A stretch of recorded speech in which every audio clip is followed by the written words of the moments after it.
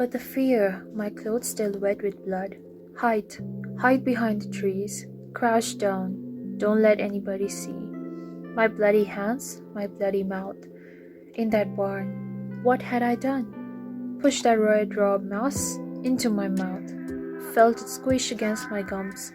The roof of my mouth, slick with crimson blood. Chewing on something that felt so real, but couldn't have been. It couldn't. My face, the look in my eyes, the face, undoubtedly, but never seen before. Or no, not mine, but so familiar. Nothing makes sense. Familiar, and yet not. That vivid, strange, horribly uncanny feeling. So imagine what happens if on a random day, suddenly, a woman decides to stop eating meat, especially in a society that expects you to be obedient, to be compliant. The Vegetarian by Kang isn't just a story about the choices made, whether you should be eating meat or not, but it's more than that. It's poetic, it's haunting, and it takes us into the world of identity and draws a thin line between sanity and madness. So let's dive into this dark and beautiful novel that won the Man Booker International Prize. Hey everyone, welcome to another video. This is the second episode of the book series that I started recently. And today we're diving into the novel The Vegetarian by the South Korean author Kang.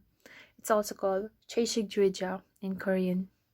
So the novel opens with Younghae, a rather peaceful, quiet, and ordinary housewife who suddenly decides to stop eating meat on a random day after she had a series of disturbing dreams.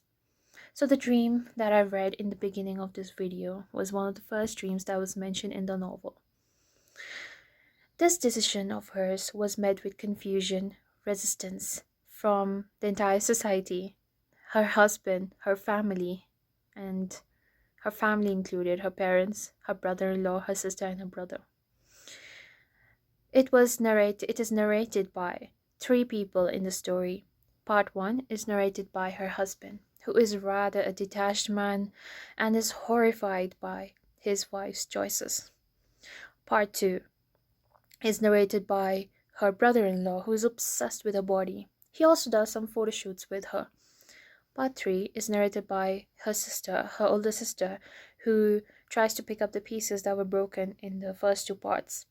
She tries to take care of her sister Younghae, takes her to the hospital, takes care of her, and provides her the primary care. And throughout the parts, we can see how she keeps on distancing herself from the world, and she enters the world of madness and insanity, and she also had to go through psychiatric hospitals because it was ultimately affecting her mental health. So Kang's novel is filled with themes that you can resonate with long after you finish reading the book. And some of the themes are rebellion and bodily autonomy. So we can see how Younghae refuses to eat meat, and this becomes an act of rebellion.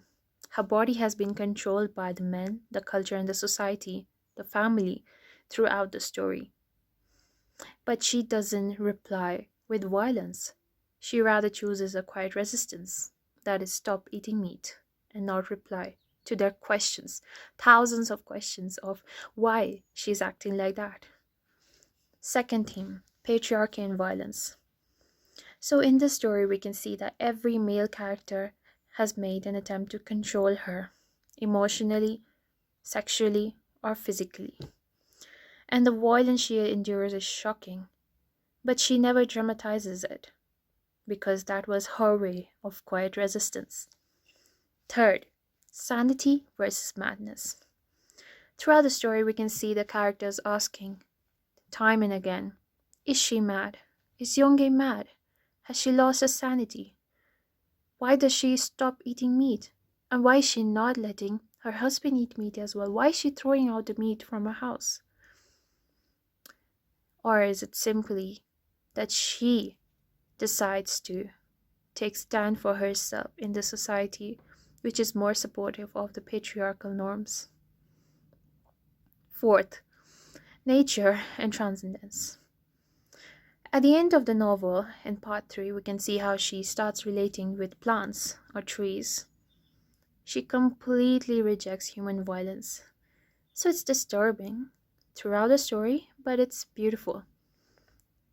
You can see her desire to become pure, to return to purity and become part of the nature. So, The Vegetarian is a short novel. It's not a long one, but it stays with you long after you've stopped reading the last page. It's unsettling, it's poetic, it's lyrical, and it's magical. Hong Kong doesn't offer answers. She rather holds up a mirror against the society and shows what it feels to live as a woman in a free world. So, if you're looking for a book that makes you question the very existence of life and how to be free, then this is it. It's peaceful, it's poetic, the violence has been described in a very poetic way, so I think you're going to love it. So, if you've read Vegetarian, well and good. I would like to know how you feel about it in the comment section. If you haven't, I strongly recommend this book. It's a beautiful one. And honestly, I'm not sure, but there might be some movie based on this book as well because I had seen a trailer on this book, The Vegetarian. So I'm still yet to discover it. If anyone discovers it, do let me know in the comment section. So thank you for listening and watching. Until next time, happy reading and keep questioning.